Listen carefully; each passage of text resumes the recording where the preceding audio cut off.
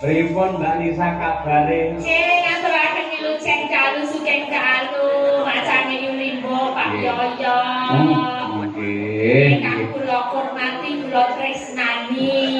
Pripun? Kula hormati kula tresnani. Sampeyan muni tresnani jare kuwi iso teles dhewe lho Mbak. Ya kaya grogi ngoten lho sampeyan. Terus jenengane saya tambah ya suwane kok ngibarate kaya emas ni malah kaya sinangkling kaya digosok sareng mencorong mawa cahya kuntabi.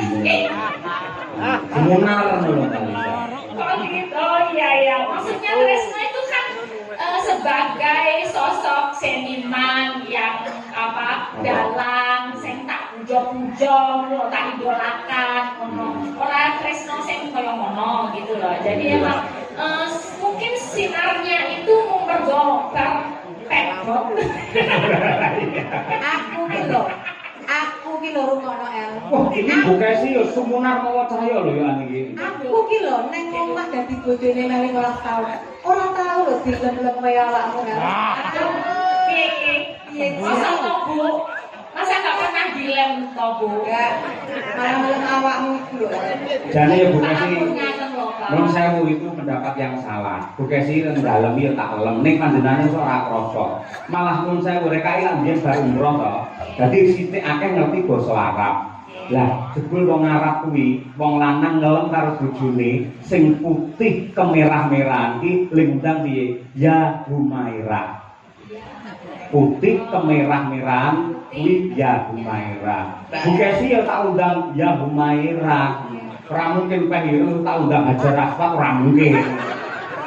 Ini kan berarti menunjukkan rasa tresno nih. Rasa tresno kuwi mau digambarne kena sapa apa wae. Nah, selagine audio awake dhewe yen belen bengi iki ya kaya iki kepenak. nah kandhane. Iki jenenge enek kanca-kanca YouTube Mas. Yen belen manggone kepenak tek kono ditata ya bencik manggone. Menika sindenipun madang karena mawi biru mawi petak tata nggih penak sama. Penak Sama nggih penak. Kula Pak Cahyo Putati iki yen ngedekane kalih bojo mesti kepenak supaya rumah tanggane sakinah mawaddah warahmah. Lah iki pertanyaane siji. Apa Mas? Kowe kapan? Iki lho. Tani dalan. Lengkap kuwi sing jenenge tresno karo jodoh kuwi kudu dibedakake. Wong nek umur sakmene nek diomongi ora payu-payu engko selak tuwek, engko selak dadi perawan tuwa. Aja iki berarti wong lagi golek jati dirine. Urung ketemu jodone, kudu dibedakake antarane jodoh karo tresno. Upamane jujur. Nek wong saka tresno dhisik ya. Iki tresno. Ya, nek wong tresno kuwi arep suwene kaya ngapa?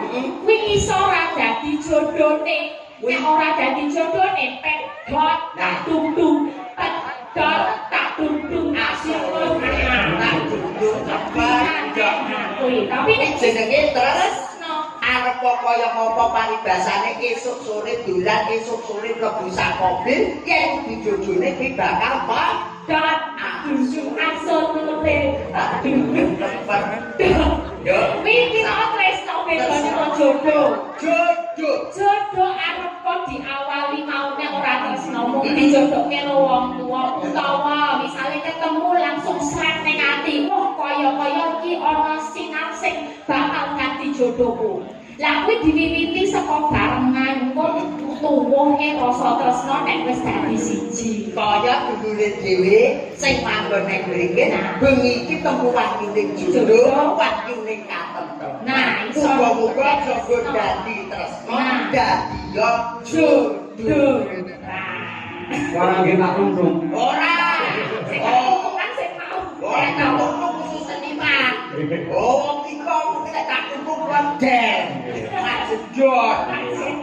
Ning nadyan kaya ngapa Mbak Nun sewu jenengan kok ngendika apa wae kata-kata mutiara sebagus apapun ning nyatane praktekke jenengan kan nun sewu angel mendapatkan jodoh yang sesuai dengan idaman hati. Mergo napa jenengan ora ngerti makna dari mencintai atau makna dari cinta itu sendiri. Oh, tolong dijelaskan. Saya jelas lagi.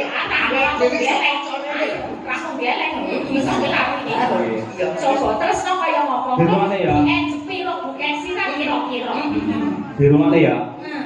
Tak tungtung asolole.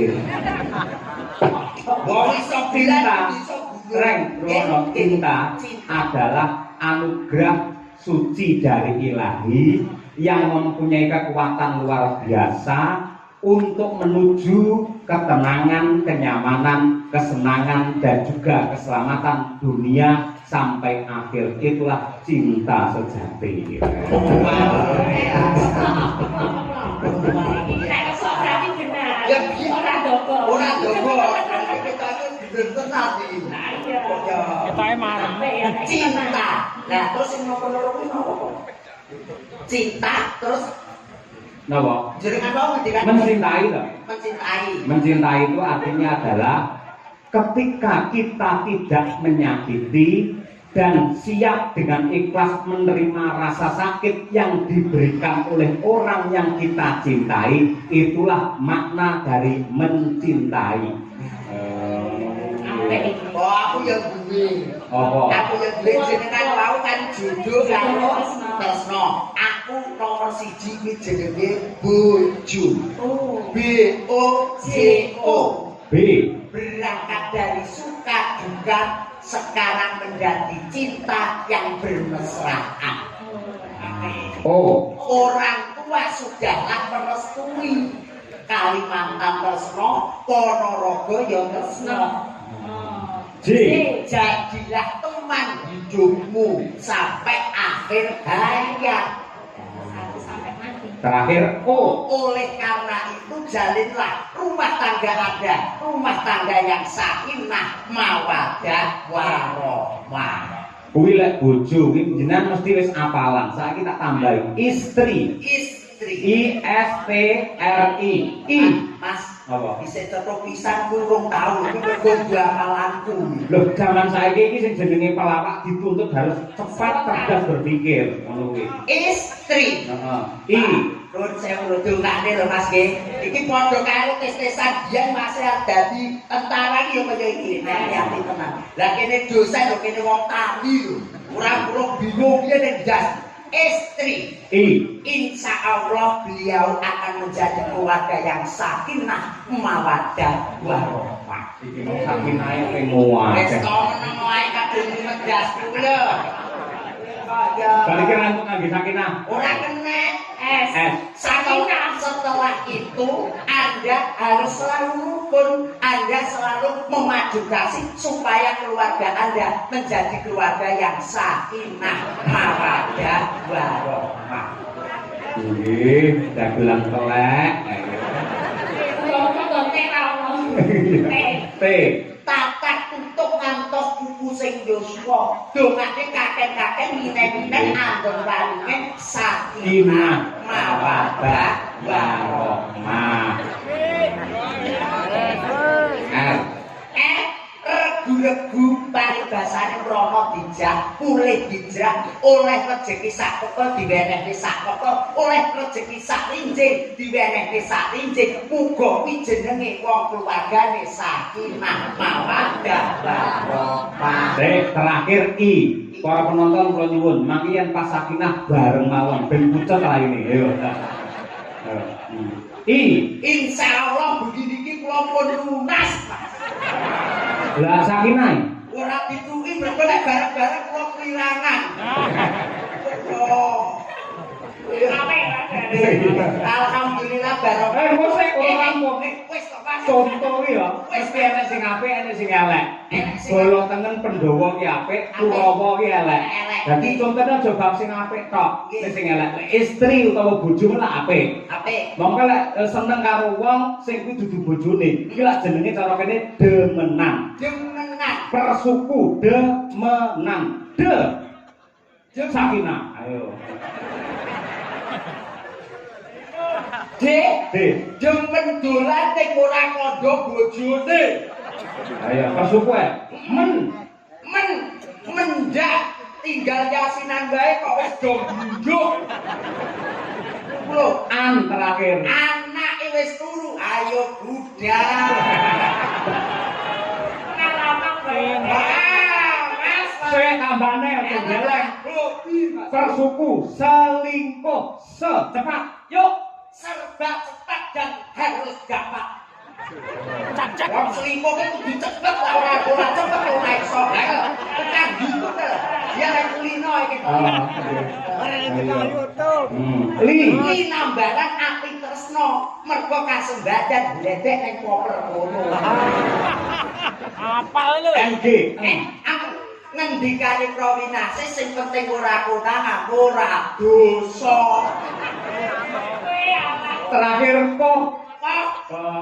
Kok ya kok. Piye? Kok nek konangan lho Mas, hati-hati. Kok konangan piye? Lah ya kok iki lho wae lho Mas kok iki. Wah kudu iso. Ora iso sareng kembali ayo. Kok niku tegese ora kena ampuh karo bojone. Kulino bola ben aja ngerti awake dhewe nek hubungane. Wes dadi. Lah ora kulino piye wong ngene hobi. Hobi padane. Oh biyen jobate sik buka sapa sing cek pisanan. kowe. Lho jenengan. Dapurmu kowe sembayari aku ngono lho. Alah kula nggih dalan dilentok.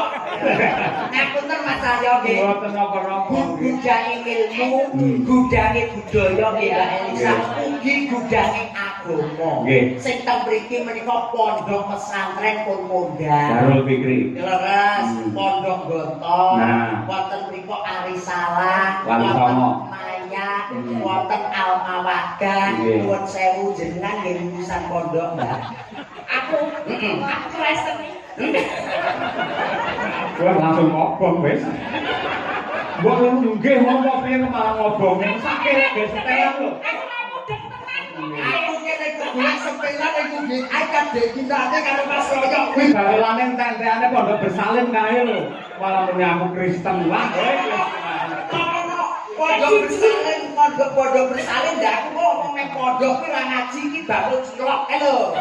Ngono lho kok ya. Lah iya ora kerjaan kok dari sepel-sepelan kok. Nggih. Saya Mbak Lisa, nun saya jenengan kan sudah milih-milih lelaki balik ke mau. Monggo yo sing nate gandeng karo sang. Piye carane ben gak Iki- ngomong ini malah. Aku ben perhatian karo sampean ben ketok. Ini lo bukan sih lo gak tahu malah Kak Yoyo tuh tahu duluan lo kalau aku petor. Hah? 10 tahun Lah duluan. sampean yo ngomong karo aku kalau ngomongi mari kaget. Nah dari wiwiti jenengan nok lewe aku mbak.